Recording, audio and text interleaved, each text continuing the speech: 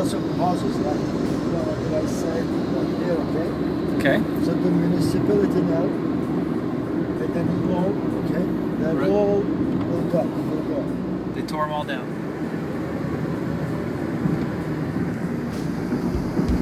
It's very mountainous. Yes. Everything's... You see the flag over there? Uh-huh. It's the castle of Alexander the Great. Of Alexander the Great? Yes. Really? Really, I'm serious. Wow. I'm serious. Well, that's Ataturk? Yes. You see the castle? Yeah, I see the castle there up on the hill. So let's see, Alexander, so that's 300 BC roughly Yes. for the castle? That's good. There it is, where the flag is. It's in still pretty good shape too. And then there's Ataturk. Now, just commentary for the video. This was like basically Turkey's George Washington. He was the leader of the new republic.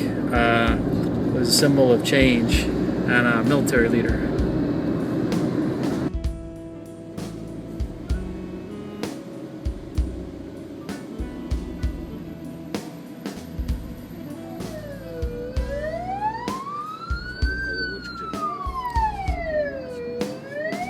They don't have the same rules about yielding to ambulances here, I guess. I would hate to be the person waiting for that ambulance to arrive.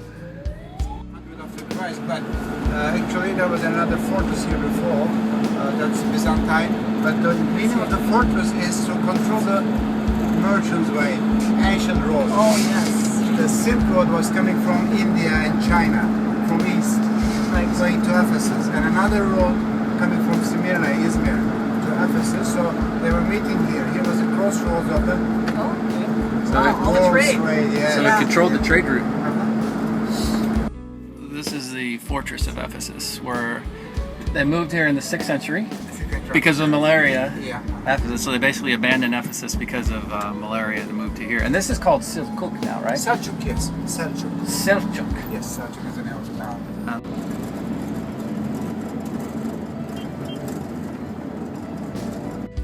This is what happens when you don't have zoning.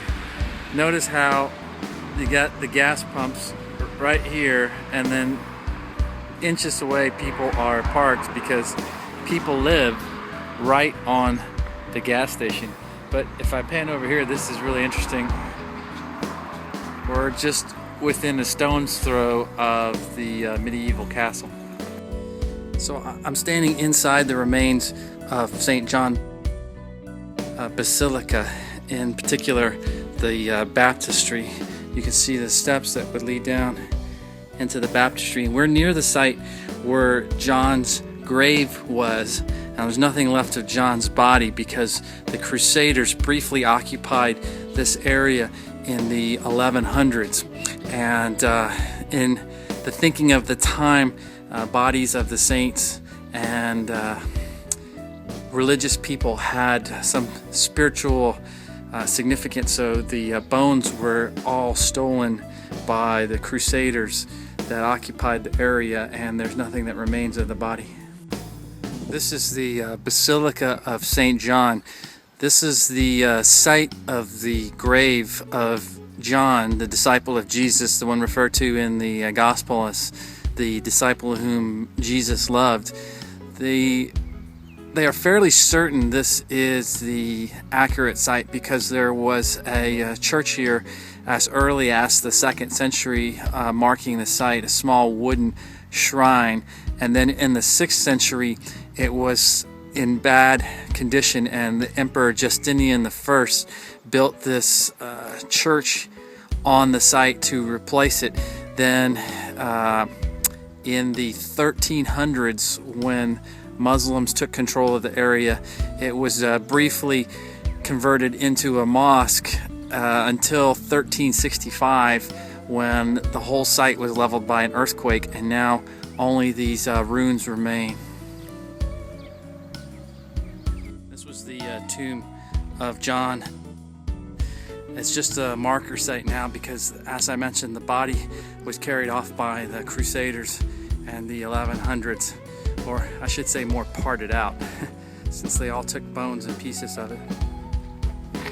All right, you got this lone column here, And what's interesting here is not what is here, but what used to be here was the Temple of Artemis was one of the 7 wonders of the ancient world. If you can imagine the acropolis in Athens, this looks similar, but it was much larger. In fact, it was called the largest temple of antiquity. And the reason it's not here is it was torn down by a mob in 401 that was led by John Chrysostom, who's the bishop of Constantinople, which is modern day Istanbul. And it was torn down because Emperor Thessalonicus issued a decree in 380 that made it illegal May I get your attention to this to not picture? be Not a to Christian. me. I'll tell you the rest in a second. So what happened to this temple that was one of the 7 ancient wonders of the world? Well, in 380, Emperor Theodosius issued the Edict of Thessalonica, which made it illegal to not be a Christian in Rome. Now, Constantine earlier had made Christianity tolerable, but this was the first time that it was illegal.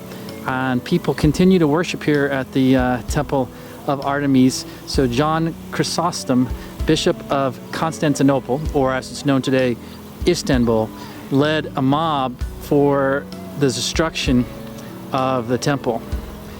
And as unfortunate as that is, you have to put it in the context that the people that were in this mob, their parents and grandparents and great-grandparents had been martyred, killed by usually pagan sources, sometimes Roman sources.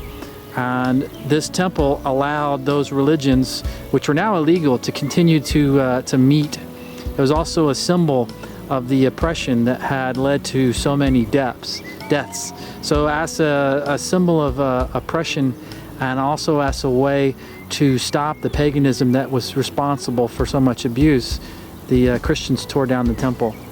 In the background here, you can see remains of the Basilica of St. John, where John the Apostle's body is. And we know that fairly reliably because there was a shrine already on that site by the 2nd century. The ruins here were built by Emperor Justinian in the 6th century. And then this fort dates from much later.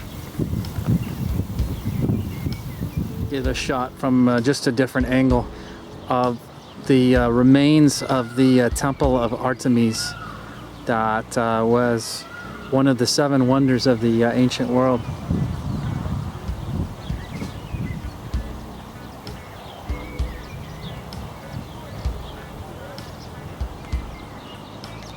Okay, here you see the site of ancient Ephesus. I'll zoom in here on the this is the small theater where the Senate met, and the ruins around there are like the courthouse and the government buildings. That's where the Senate would meet and deliberate, but it doubled as a performance hall. So I pan over here, you can see the ruins of the gymnasium, all set in the contrast of the hills here. It was used by the senators to solve the problems, of course, and so the name of that, the word of that for Volitario, the Senate House. Or the other word, the other name, Odeon, Senate House.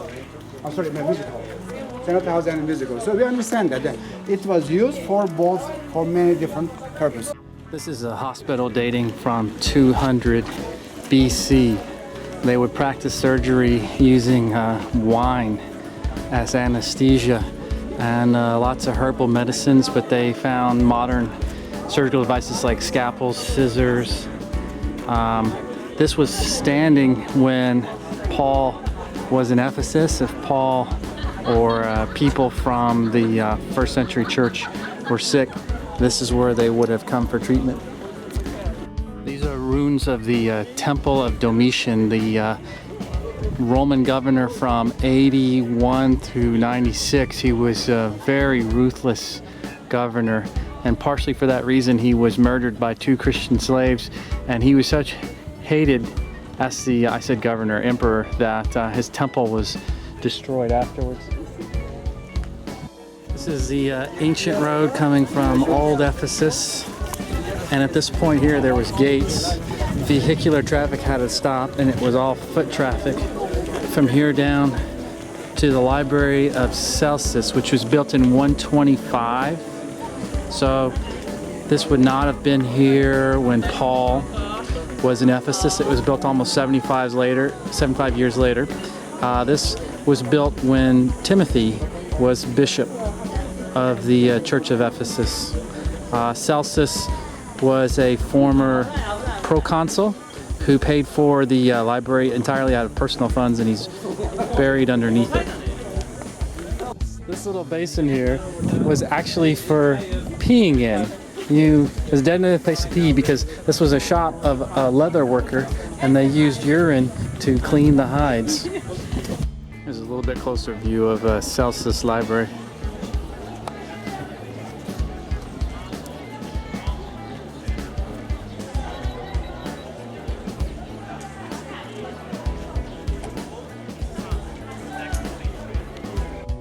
This is a theater that was built roughly 300 BC. It was the largest theater in the ancient world, seating 24,000 people. And this is the location recorded in the book of Acts when Paul's preaching was perceived to be a threat to the silversmiths that made idols for the Temple of Artemis, and they caused an uproar, and they caused everyone to rush to the theater, where they protested for hours about the intrusion of Christianity. And this is where that mob came and set up. So, I hope you enjoyed being in Ephesus.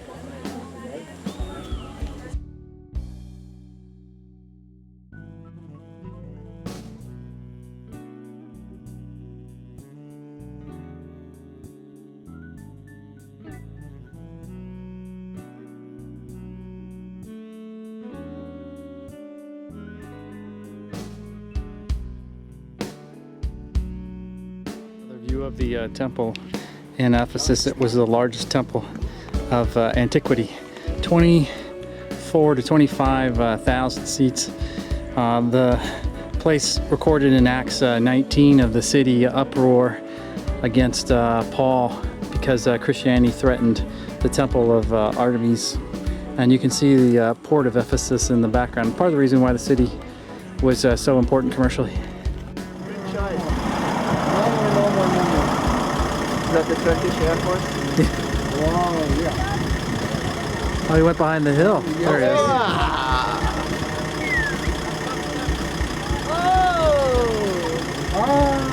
There are the shows of the airplanes and parachute just now. Yes, started yesterday. Oh. Yeah. Oh, the air show? Air show. Turkish air show. Yeah, I see. This is the Turkish Blue Angels. Yeah. We're grounded, dude. Woo, it's hard to keep them in focus. A lot of G's.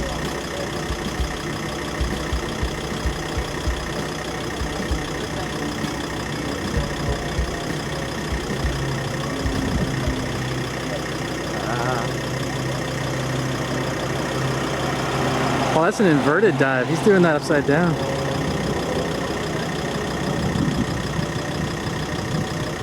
Barrel roll.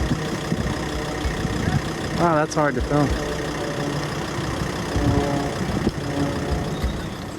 These are all the prayers that people have left for Mary.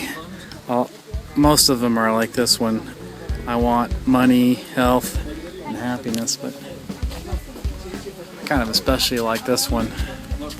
Someone said, I don't want anything else, only what I already have. It's a nice sentiment.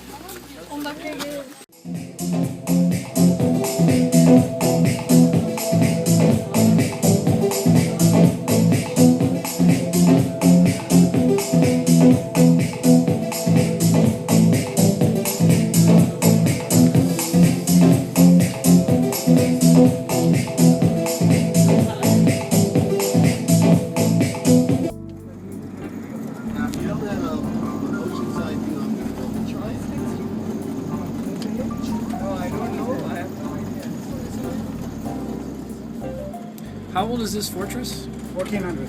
1400s. So it's a Turkish fortress. Turkish fortress.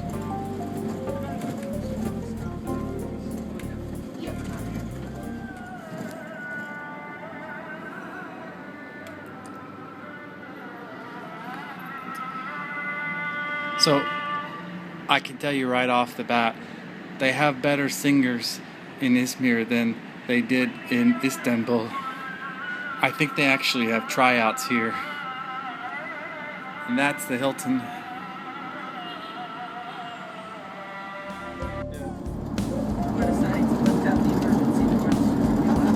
The terrain is so beautiful here with the rocks and the trees. It's really pretty.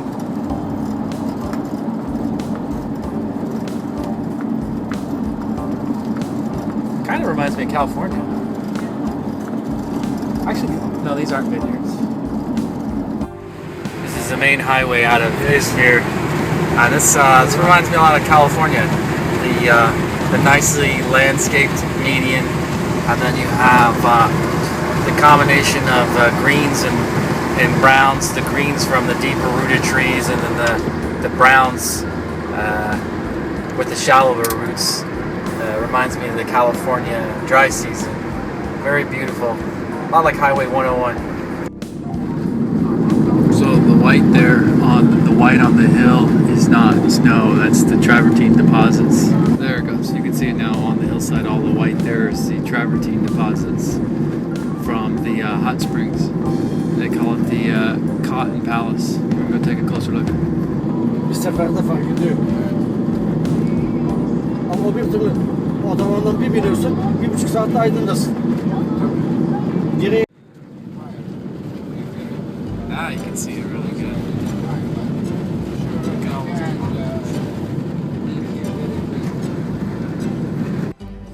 All the way outside the mountain, yeah.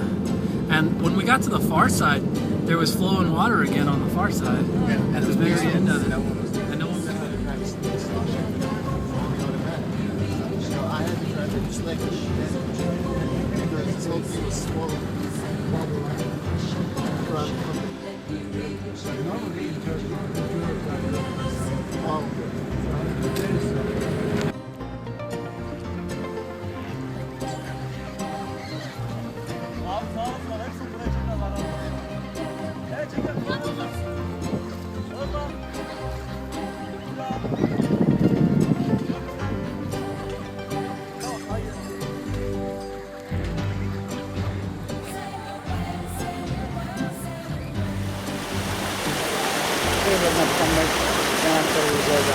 Here we are on top of the natural hot springs at Pamukkale, or as it was known in ancient times, Hierapolis.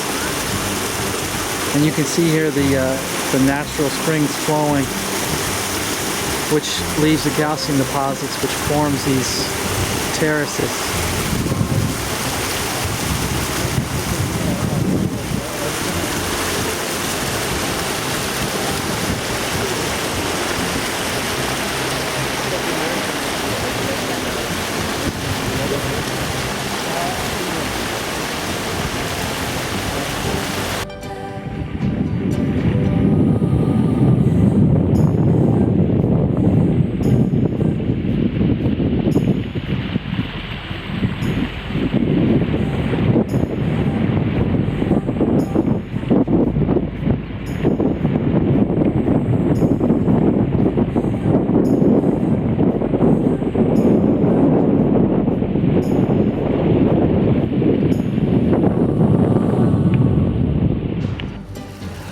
When Paul wrote to the Colossians, he said to have his letter also read to those who were in Laodicea.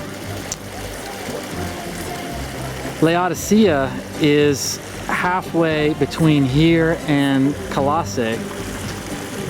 In Revelations, John describes the Laodiceans as being neither hot nor cold, and because they are lukewarm, they are worthless, and therefore God spews them out.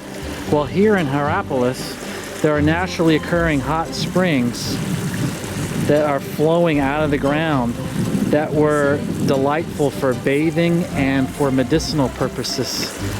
Down the road in Colossae, there were cool springs that were good for drinking.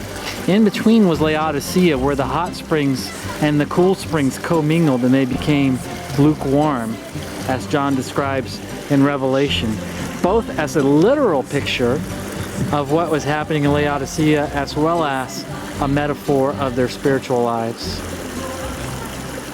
We have an artist rendering of how Hierapolis would have looked in the 1st century in biblical times. On the right there, you see the white cliffs of travertine, naturally formed by the flowing hot springs depositing travertine and carbonate deposits on the side of the mountain.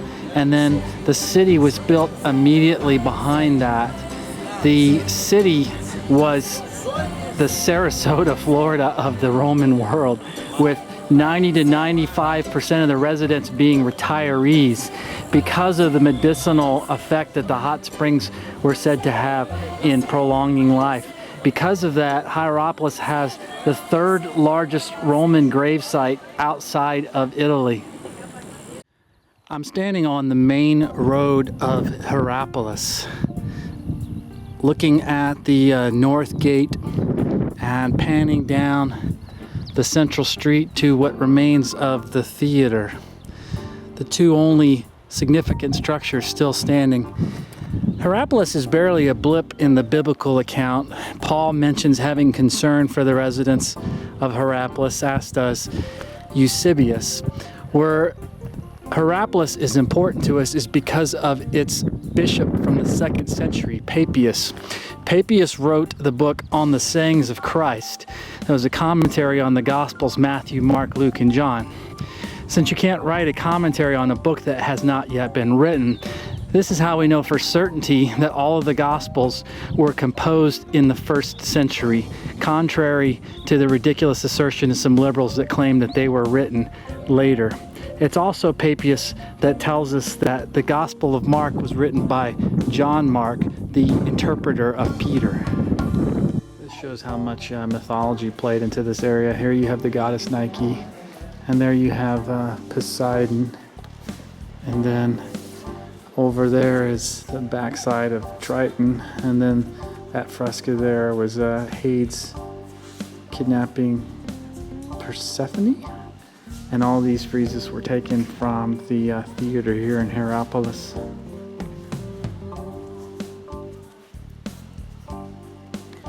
So this is the 2nd century Temple of Serapis, which is also known by the name Isis. And the reason this is unique is because Serapis was an Egyptian god, and so you don't find many Egyptian temples in Turkey.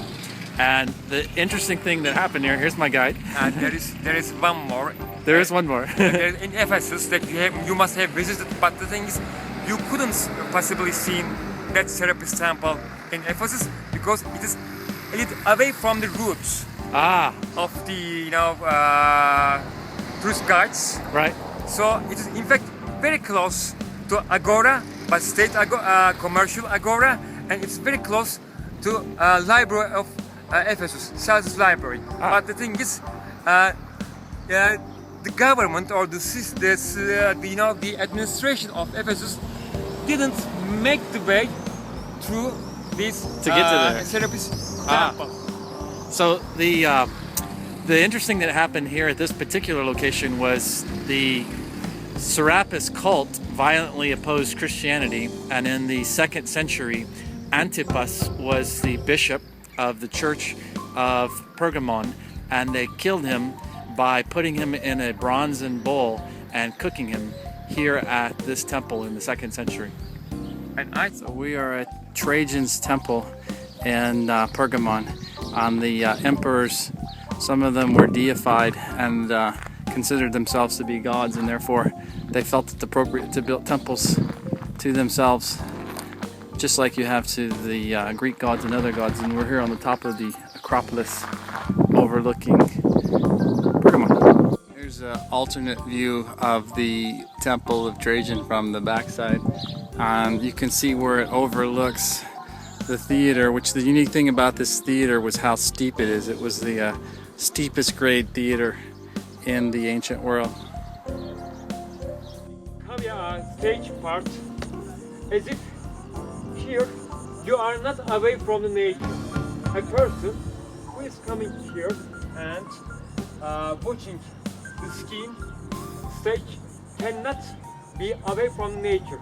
10,000 seat stadium. Roman theaters, you are supposed to be away from nature. You have to focus on the stage and you have to Temple applause the sponsors of the games or theater or plays, whatever you name it.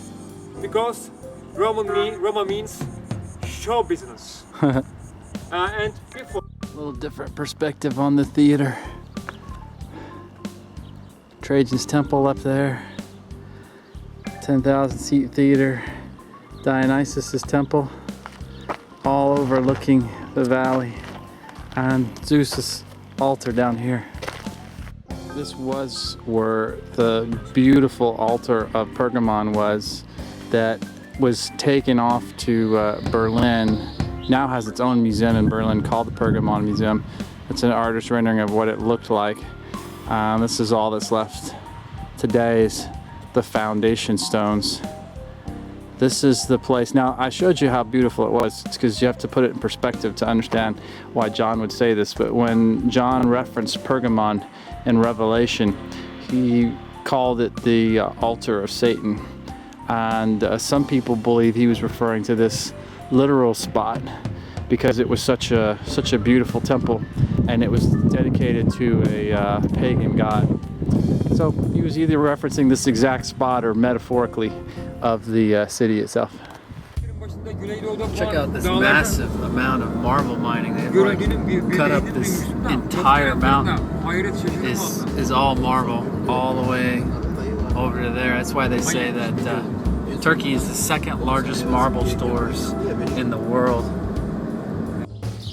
We're standing in Sardis, which is it's mentioned in Revelation. It's one of the 7 churches. We're in the gymnasium that was built in the 2nd century.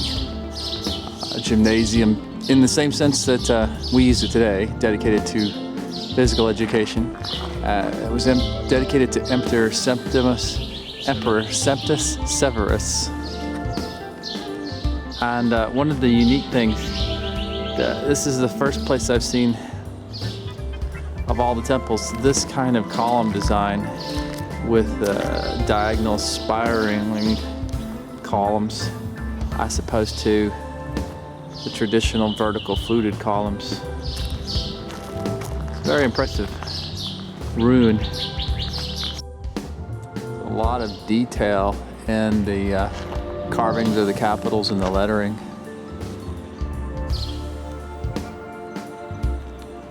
Reconstructed some of the marble here. You can see over the brick, but originally the whole inside would have been covered with this beautiful white marble like this. Here's the gymnasium from a bit further out. That part would have been covered, and then over here you see one column there. These are all missing. You can see the 2 columns there, and then the columns here give you an idea of the space that was under a covered portico. So this side would have been outside except covered to protect from the sun. It is roughly the width of a football field, although a little bit shorter, maybe 60 to 70 yards of depth. And then this part here would have been both covered and enclosed. The word gymni in Greek means naked. And so when you talk about a gymnasium, they were doing exercises naked. And the rich kings and rulers would come and watch the boys exercising naked, and if they took a fancy to one, they would buy him. And on the hill over here in the distance, you can see the ruins of the Sardis acropolis. Way over there, overlooking the city here. Beautiful landscape. So we're in the back of the gymnasium, and what you're looking at here is a 2,000-year-old heated swimming pool.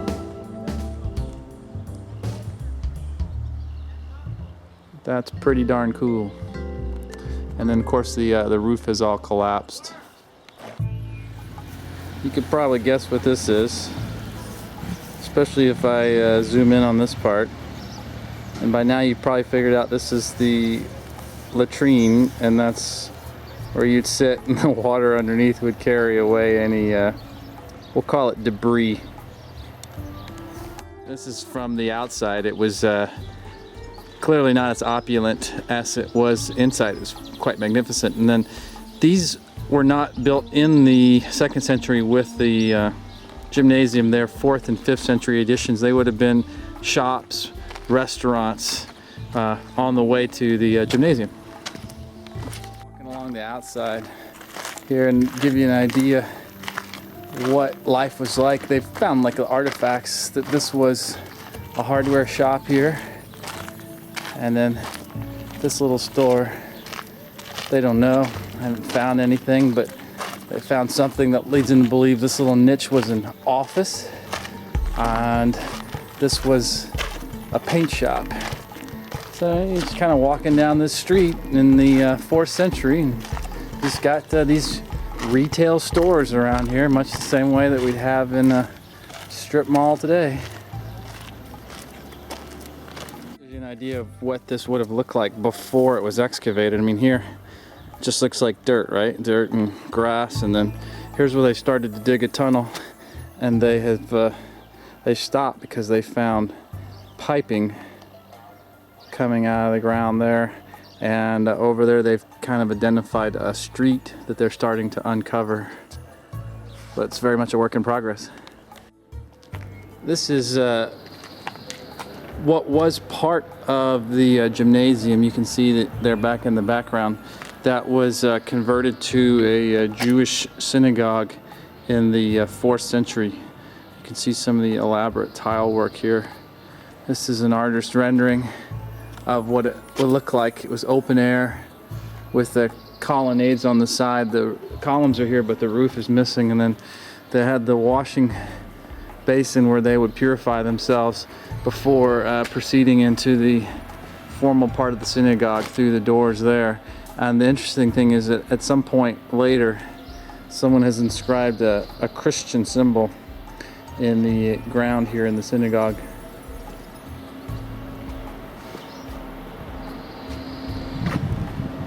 This tile's really impressive. Mosaics, yeah. I'm surprised they just let people walk on it. In fact, it's estimated that is approximately 14 meters high, and these columns, or once these columns, That were here, yeah? yeah, Supported they're the roof. carrying this roof. And then they've reconstructed this obviously to show Yep. what it would have looked like. But I mean, that's really intricate and beautiful tile work. And that's how tall the roof would have been, where that ends there? No, the Higher? roof was higher, much higher. Pretty big sized synagogue. Yeah. And there's more tile work. There's an artist's rendering of what it would have looked like. Oh, because it had a domed roof. There it is from a distance. Temple of Artemis in Sardis, Turkey. Alright, so we are still in Sardis, and we are standing inside the ruins of the Temple of Artemis. You might have remembered in Ephesus there was the great Temple of Artemis, which was one of the 7 wonders of the ancient world, but nothing but one column remains of that because it was torn down in 401. But there's still decent ruins here of this Temple of Artemis in Sardis. Look at the scenery around here, just absolutely beautiful mountains. But to give you an idea of the size, there's 8 columns running this way for the width, and then it would have been 20 columns long running that way for the length. And this landscape is just beautiful. And there's part of the temple walls that remain, and only 2 big pillars. There, over there. The first place that Over the there. ancient altar was there. Did they do they do animal sacrifice to Artemis? Or do Yes, they just... they have to. They have to. Yeah. And also there is this situation also we have to talk about. The priestess who are working for the goddess Artemis. Uh-huh. They also, in today's terms, I have to say this, they were making prostitution.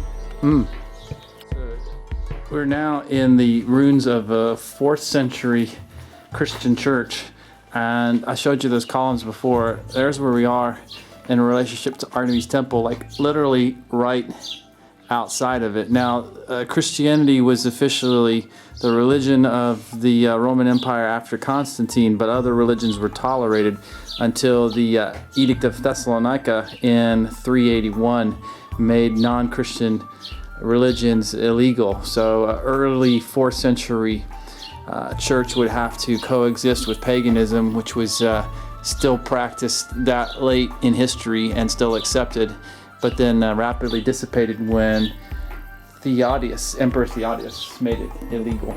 Yeah. It's the outside of the Christian church building from the 4th century, and you can see how relatively small it was compared to this massive temple of Artemis. So that's your regular partridge. Oh, what do we have these? Good old-fashioned partridge in a pear tree. And that is an extremely rare white partridge. But that's not a pear tree, that's like a fig tree. There's the regular one there. That's what a regular partridge looks like. And the rare white partridge. So there you got the peacock. And there you have an albino peacock.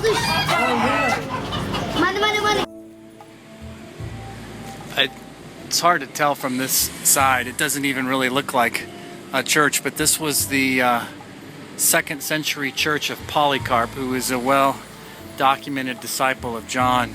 And because of Polycarp, who wrote about and talked about John, we know we have a lot of first-hand confirmation about the life and teaching of John the Apostle. I'm down by the waterfront in Izmir, or as it was known in biblical times, Smyrna. It's a city that's mentioned in Revelation as one of the 7 churches in Revelation. John didn't have one of those crystal cathedral self-empowerment, happy, be lucky messages for the church here.